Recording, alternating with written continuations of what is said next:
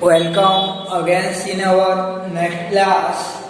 तो आप देखेंगे हम लोग कि नाइट्रिक अम्ल और नाइट्रिक अम्ल बनाने का विधियाँ। तो इसके पहली क्लास में अमोनिया के बारे में पढ़े थे, नाइट्रोजन की यौगिक अमोनिया। आज पढ़ेंगे हम लोग कि नाइट्रिक अम्ल व नाइट्रिक अम्ल बनाने का विधि। तो नाइट्रिक अम्ल बनाने का दो विधि पढ़ना है हमको औद्योगिक विधि में। पहला ओस्टवाल्ड विधि देखते हैं। तो पहला विधि रहता है आपका नाइट्रिक अम्ल बनाने का ओस्टवाल्ड विधि। तो ओस्टवाल्ड विधि जो कि एग्जाम की दृष्टि से भी अति महत्वपूर्ण रहता है। तो इसको बनाया कैसे जाता है, इसमें ओस्टवाल्ड विधि में पहले ये अमोनिया को और ये ऑक्सीजन को लेते हैं और अमोनिया और ऑक्सीजन अमोनिया का वायुमंडलीय ऑक्सीजन द्वारा ऑक्सीकरण करवाया जाता है। 800 सेंटीग्रेड ताप पर प्लेटिनम जाली के प्रेजेंटेशन में यानी उत्प्रेरक के रूप में आपका प्लेटिनम का जाली रहता है। तो यह अमोनिया वायु द्वारा ऑक्सीकृत हो जाता है।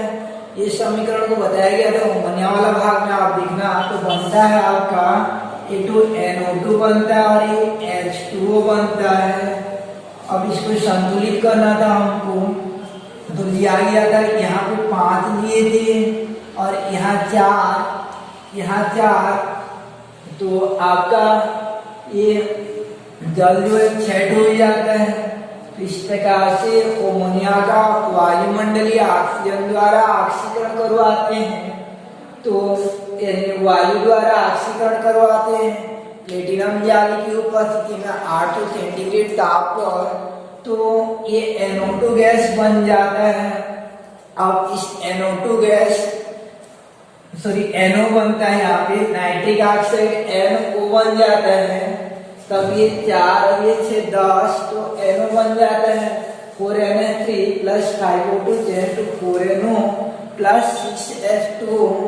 अब इस प्रकार जो NO गैस प्राप्त होती है नाइट्रिक ऑक्साइड, उसको वह पुनः ऑक्सीजन द्वारा ऑक्सीकृत होकर नाइट्रोजन डाइऑक्साइड या जिसे नाइट्रोजन पराक्साइड कहा जाता है, इसमें ऑक्सीकृत हो जाता है, NO2 में ऑक्सीकृत हो जाता है। तो यह NO जो है O2 द्वारा पुनः ऑक्सीकृत करवाया जाता है और इसको संतुलित करते हैं। तो संतुलित करेंगे तो इसमें आपका नाइट्रोजन बराबर है, ऑक्सीजन इधर 2 है और इधर आपका यानी 1 और ये 2 है, 3 है, यानी कुल मिलाकर 3 है। तो इसको 1/2 ले जाते हैं, 1/2 ले जाएंगे तो ऑक्सीजन बराबर हो जाएगा। क्या पूरा समीकरण में 2 का गुणा कर देते तो ये 2NO2 plus O2 change to 2NO2 हो जाता है। अब यह NO2 को जो है जो नाइट्रोजन पराक्साइड या NO2 बनाया जिसे नाइट्रोजन डाइऑक्साइड कहते हैं, उसमें जल डाल देते हैं, HOH मिला देते हैं। तो HOH मिला देंगे तो इसी स्थिति में आपका ये 2 NO2 है यानी NO2 2 है आपका। तो यह HOH से क्रिया करते हैं तो A2H के साथ क्रिया करेगा तो HNO2 बनता है और A2OH के साथ क्रिया करता है तो HNO3 बन जाता है। तो इस प्रकार से HNO3 बनता है और HNO2 यानी नाइट्रिक अम्ल प्राप्त हो जाता है। आपको नाइट्रस अम्ल भी प्राप्त होता है। तो इस प्रकार से ये विधि का समीकरण हो जाता है। अब ये प्रोसेसिंग कैसा रहेगा उसको देखते हैं। इसका कार्यविधि और चित्र इस प्रकार से रहेगा, यानी वर्किंग प्रोसेस कैसा रहता है, यानी कार्यविधि और चित्र कैसा रहेगा इसको देखना है हमको। तो सर्वप्रथम इसमें जो हम लोग एक प्लेटिनम का जाली लेते हैं, प्लेटिनम का जाली लिया जाता है और प्लेटिनम के यानी प्लेटिनम जाली का एक कक्ष लिया जाता है। ये प्लेटिनम का जाली लगा रहता है और प्लेटिनम जाली युक्त ये प्लेटिनम का जाली युक्त एक कक्ष लेते हैं जिसे हम लोग कहते हैं उत्प्रेरक कक्ष कहते हैं, जिसे कि उत्प्रेरक यानी कैटेलाइज चैम्बर कहा जाता है। इस उत्प्रेरक कक्ष लिया जाता है। यहाँ उत्प्रेरक आपका प्लेटिनम जाली रहता है। इस प्लेटिनम जाली में हम लोग प्लेटिनम जाली में ये अमोनिया और ऑक्सीजन गैस को प्रोवाइड करते हैं। ऑक्सीजन और अमोनिया गैस को यानी ऑक्सीजन और अमोनिया को प्रोवाइड करते हैं। तो इस प्रकार अमोनिया और ऑक्सीजन के मिश्रण को उत्प्रेरक कक्ष में प्रोवाइड करते हैं। तो उत्प्रेरक प्लेटिनम जाली की उपस्थिति में 800 सेंटीग्रेड ताप और यह अमोनिया ऑक्सीकृत होकर नाइट्रिक ऑक्साइड में कन्वर्ट हो जाती है, यानी NO में बदल जाती है। इस प्रकार से ये प्लेटिनम जाली में हमको यानी उत्प्रेरक कक्ष में हमको मिल जाता है, आपका उत्प्रेरक कक्ष में मिल जाता है कि नाइट्रिक ऑक्साइड NO प्राप्त हो जाती है। इसी बात आगे जो है इस नाइट्रिक ऑक्साइड को क्योंकि यहाँ पे तापमान का मान बहुत उच्च हो गया रहता है 800 सेंटीग्रेड ताप, इसलिए एक शीतलक पाइप से गुजारा जाता है। एक शीतलक पाइप से गुजार कर इसे उचित ताप तक ठंडा कर देते हैं, यानी कूलेंट यानी शीतलक पाइप से गुजार कर उचित ताप तक ठंडा कर देते हैं। ठंडा करने के पश्चात इस यानी यहाँ से जो आगे गैस बढ़ रहा है कि उत्प्रेरक कक्ष में ये NH3 ऑक्सीकृत होकर NO गैस में बदल गया और साथ साथ कुछ ऑक्सीजन जो आगे की ओर बढ़ती रहती है, तो शीतलक पाइप द्वारा उचित ताप तक ठंडा कर लिया जाता है। उसके पश्चात इस गैसीय मिश्रण को एक कक्ष में भेज दिया जाता है जिसे ऑक्सीकरण कक्ष कहा जाता है। ऑक्सीकरण कक्ष में भेज देते हैं और इस ऑक्सीकरण कक्ष में जैसे ही भेज दिया जाता है तो वहां पे ये वाला अभिक्रिया संपन्न हो जाता है। NO जो है यह ऑक्सीडाइज हो जाता है, आपका NO2 में कन्वर्ट हो जाता है, नाइट्रोजन डाइऑक्साइड में बदल जाता है, NO2 में कन्वर्ट हो जाता है। अब इस प्रकार जो NO2 बनता है उसको ये ऑक्सीकरण कक्ष से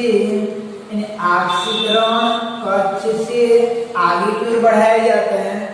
ऑक्सीकरण कक्ष से आगे की ओर बढ़ाते हैं और यहाँ से ये ऑक्सीकरण कक्ष से इसको आगे एक अवशोषक स्तंभ में भेजा जाता है और अवशोषक स्तंभ में जैसे ही भेजते हैं तो यहाँ पे आपका यानी क्वार्ट्ज के कुछ क्रिस्टल लगे रहते हैं,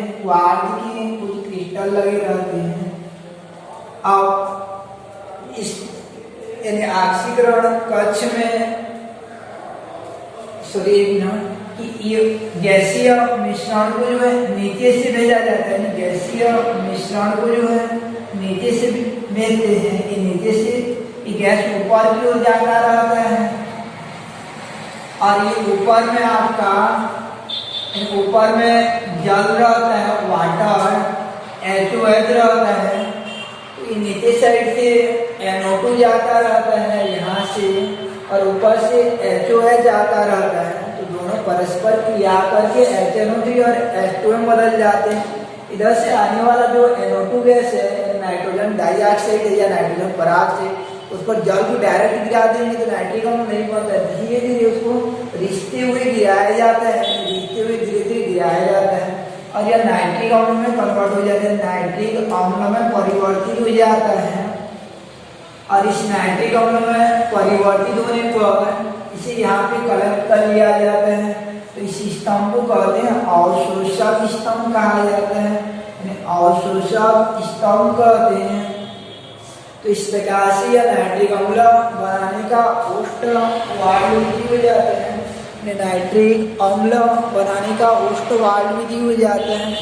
तो इस विधि द्वारा नाइट्रिक अम्ल बनाने के लिए क्या करते हैं हम लोग कि अमोनिया को सर्वप्रथम अमोनिया व वायुमंडलीय ऑक्सीजन को उत्प्रेरक कक्ष में प्रोवाइड करते हैं, उत्प्रेरक कक्ष में प्रोवाइड करते हैं, जहाँ उत्प्रेरक प्लेटिनम जाली की उपस्थिति में 800 सेंटीग्रेड ताप पर अमोनिया व वायुमंडलीय ऑक्सीजन को उत्प्रेरक कक्ष में प्रोवाइड करते हैं।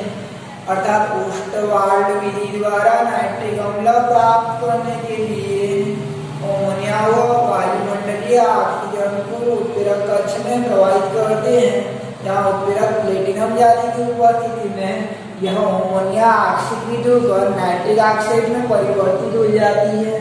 इस प्रकार प्राप्त नाइट्रिक ऑक्साइड को शीतलक पाइप द्वारा उचित ताप तक ठंडा करके ऑक्सीकरण कक्ष में प्रोवाइड करते हैं, जहाँ ऑक्सीकरण कक्ष में यह नाइट्रिक ऑक्साइड नाइट्रोजन पराऑक्साइड में ऑक्सीकृत हो जाती है और इस प्रकार ऑक्सीकरण कक्ष से प्राप्त नाइट्रोजन पराऑक्साइड को अवशोषक स्तंभ में प्रोवाइड करते हैं, जहाँ ऊपर से जल नीचे की ओर धीरे धीरे आती रहती है, जो नाइट्रोजन पराऑक्साइड के संयोग कर नाइट्रिक अम्ल में परिवर्तित हो जाती है।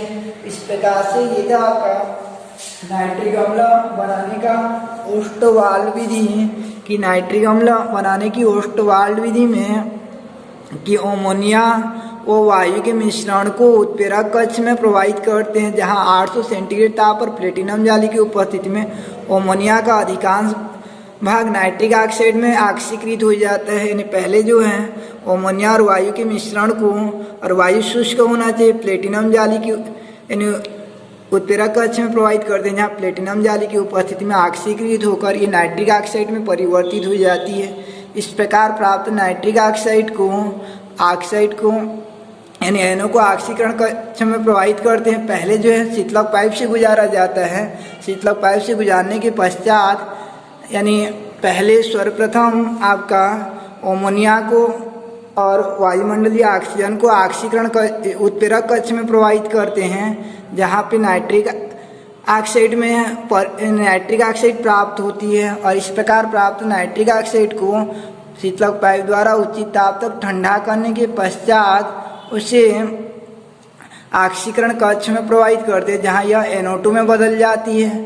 तत्पश्चात बना हुआ NO2 को आगे जो है अवशोषक स्तंभ में प्रोवाइड करते हैं, जिससे यह नाइट्रिक अम्ल में परिवर्तित हो जाती है। अर्थात अमोनिया और वायु के मिश्रण को ऑक्सीकरण कक्ष में प्रोवाइड करते हैं, जहां 800 सेंटीग्रेड ताप पर प्लेटिनम जाली की उपस्थिति में अमोनिया का अधिकांश भाग नाइट्रिक ऑक्साइड में परिवर्तित हो जाता है। अर्थात 4NH3 + 5O2 = 4NO + 6H2O। फिर इस प्रकार प्राप्त नाइट्रिक ऑक्साइड को शीतलक पाइप द्वारा उचित ताप तक ठंडा कर ऑक्सीकरण कक्ष में प्रोवाइड करते हैं, जहाँ यह NO2 में परिवर्तित हो जाता है या ऑक्सीकृत हो जाता है। ये बीच वाला में आपका ऑक्सीकरण कक्ष में। उसके बाद तीसरा स्टेप में होता है कि इस प्रकार प्राप्त नाइट्रोजन पराऑक्साइड को अवशोषक स्तंभ में प्रोवाइड करने पर NO गैस जल के साथ संयोग कर नाइट्रिक अम्ल में परिवर्तित हो जाती है। 3 चरणों में संपन्न होती है। पहला समीकरण के लिए एक भाग होता है, दूसरा समीकरण के लिए एक भाग होता है, तीसरा समीकरण के लिए एक भाग होता है। तो ये था आपका नाइट्रिक अम्ल बनाने का ओस्टवाल्ड विधि। अब दूसरा विधि देखते हैं हम लोग कि नाइट्रिक अम्ल बनाने का बर्कलैंड और आइड विधि क्या होता है। नाइट्रिक अम्ल बनाने का बर्कलैंड आइड विधि किसे कहा जाता है। तो बर्कलैंड आइड विधि में इतना अंतर होता है कि ये जो NO बनाया जाता है, ये राइट साइड में जो NO बनाया जाता है उसको बनाने का तरीका कुछ अलग हो जाता है। कि पहला चीज पहला समीकरण वही बदला जाता है कि NO को बनाने के लिए वायुमंडलीय नाइट्रोजन और ऑक्सीजन लिया जाता है और ये आपस में संयोग कर यानी विद्युत चिंगारी उत्पन्न किया जाता है, विद्युत स्पार्क उत्पन्न किया जाता है। तो विद्युत स्पार्क को उत्पन्न करने पर नाइट्रोजन और ऑक्सीजन संयोग कर NO में परिवर्तित हो जाती है। सामान्यतः नाइट्रोजन अक्रिय प्रवृत्ति का रहता है, लेकिन जब चिंगारी या विद्युत स्पार्क उत्पन्न होता है तो वो NO में बदल जाता है। फिर NO जो है वो से क्रिया करके NO2 में, फिर NO2 H2O से क्रिया करके HNO3 में बदल जाता है। अम्ल वर्षा भी इसी सिद्धांत पर काम करता है। जब बिजली गरजती है तो नाइट्रोजन सक्रिय हो जाता है और ऑक्सीजन से क्रिया करके NO में बदल जाता है। फिर पर्याप्त ऑक्सीजन की उपस्थिति में NO2 में परिवर्तित हो जाता है। यह NO2 जल से संयोग कर HNO3 में बदल जाता है। तो ये पहला स्टेप यानी पहला समीकरण को लाने के लिए यहाँ का यानी डायग्राम जो है परिवर्तित हो जाता है। अर्थात नाइट्रिक अम्ल में आपका कि नाइट्रिक अम्ल में बनाने के लिए NO बनाने के लिए ये विद्युत चिंगारी उत्पन्न करना पड़ता है। उसके लिए विद्युत भट्टी का उपयोग किया जाता है। विद्युत भट्टी लिया जाता है। इसमें विद्युत भट्टी में जो आपका इस प्रकार से यानी विद्युत भट्टी में पहले जो है ये विद्युत भट्टी में जो है इस प्रकार से आपका विद्युत भट्टी रहता है और इसमें NO को N2O2 को जो है यानी N2O2 को इसके अंदर प्रोवाइड करते हैं। वायुमंडलीय नाइट्रोजन और ऑक्सीजन दोनों को प्रोवाइड किया जाता है विद्युत भट्टी के अंदर जो है। और विद्युत भट्टी के अंदर जैसे ही प्रोवाइड करते हैं तो इनको विद्युत स्पार्क करवाया जाता है। विद्युत वहाँ पर चिंगारी उत्पन्न किया जाता है। उसके प्रभाव से जो है यह NO आपस यानी N2 और O2 आपस में क्रिया करके यानी N2 और O2 जो है आपस में क्रिया करके लगभग 3500 सेंटीग्रेड ताप पर यानी 3500 सेंटीग्रेड ताप पर विद्युत चिंगारी उत्पन्न किया जाता है। तो ये N2 और O2 जो है आपस में संयोग करके NO में कन्वर्ट हो जाती हैं और ये NO को फिर शीतलक पाइप से ठंडा किया जाता है। आगे का प्रोसेस जो सेम उसी प्रकार हो जाता है। तो ये बर्कलैंड और आइट अलग अलग वैज्ञानिक तो बर्कलैंड आइट विधि द्वारा नाइट्रिक अम्ल प्राप्त करने के लिए वायुमंडलीय नाइट्रोजन और ऑक्सीजन को यानी 3500 सेंटीग्रेड ताप तक विद्युत चिंगारी यानी बर्कलैंड आइट विधि द्वारा नाइट्रिक अम्ल बनाने के लिए वायुमंडलीय नाइट्रोजन व ऑक्सीजन को 3500 सेंटीग्रेड ताप पर विद्युत स्पार्क में प्रोवाइड की जाती है, जिससे ये गैस में आपस में जिससे नाइट्रोजन और ऑक्सीजन आपस में संयोग कर NO गैस में परिवर्तित हो जाती है, नाइट्रिक ऑक्साइड में बदल जाती है।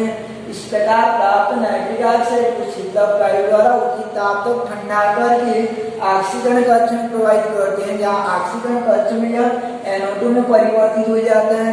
इस प्रकार प्राप्त NO2 को पुनः अवशोषक स्तर में प्रोवाइड करने पर वह जल के साथ संयोग कर नाइट्रिक अम्ल में परिवर्तित हो जाती है।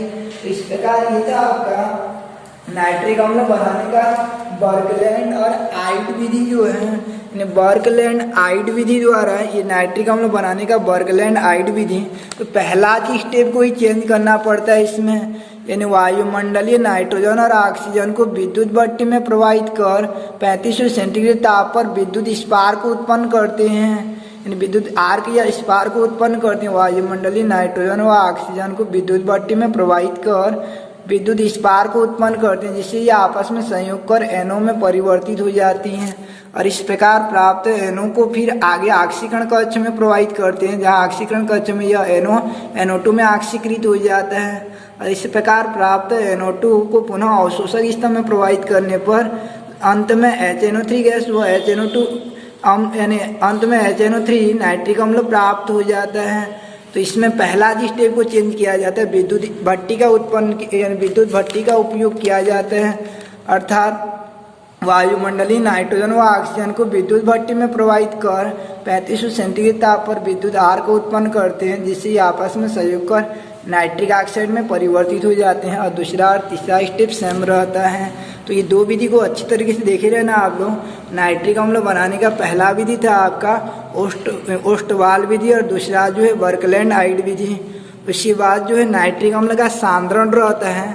तो इस प्रकार जो इन विधियों से प्राप्त नाइट्रिक अम्ल रहता है अत्यंत तनु रहता है, जिसका आसवन कर 68% तक सांद्र किया जाता है। आसवन का अर्थ उसको गर्म करते हैं और उसका वाष्प प्राप्त करते हैं, तो वहाँ से पानी वाला भाग निकल जाता है। उस वाष्प को फिर ठंडा करने पर यानी द्रव में बदल जाता है और 68% तक यानी उसको उबाल कर उसके पानी को बाहर निकाला जाता है और दोनों के वाष्प को अलग करते हैं, नाइट्रिक अम्ल के वाष्प को फिर ठंडा करते हैं तो पुनः नाइट्रिक अम्ल प्राप्त होता है। इस प्रकार आसवन कण 68% सांद्र किया जाता है।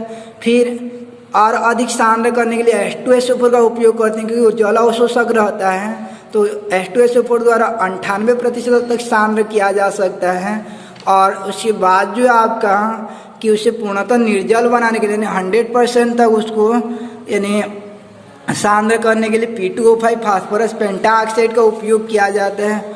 उसके बाद थोड़ा देखिए रहना नाइट्रिक अम्ल का यानी सधुम नाइट्रिक अम्ल किसे कहा जाता है, तो सधुम नाइट्रिक अम्ल किसे कहेंगे कि याद रखे रहना कि वह नाइट्रिक अम्ल जिसमें नाइट्रोजन पराऑक्साइड घुली रहती है यानी NO2 घुली रहती है उसे सधुम नाइट्रिक अम्ल कहते हैं।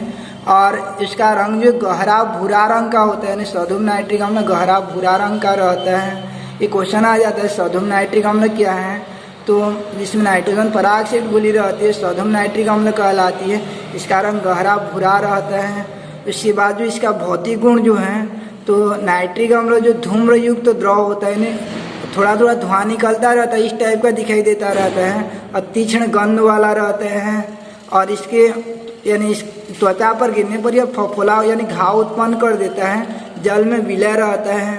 और उसके बाद देखेंगे हम नेक्स्ट क्लास में इसका रासायनिक गुण के बारे में। इनमें दो विधियों को अच्छी तरीके से देखे रहना आप लोग, नाइट्रिक अम्ल बनाने का ओस्टवाल्ड विधि और बर्कलैंड आइड विधि जो है।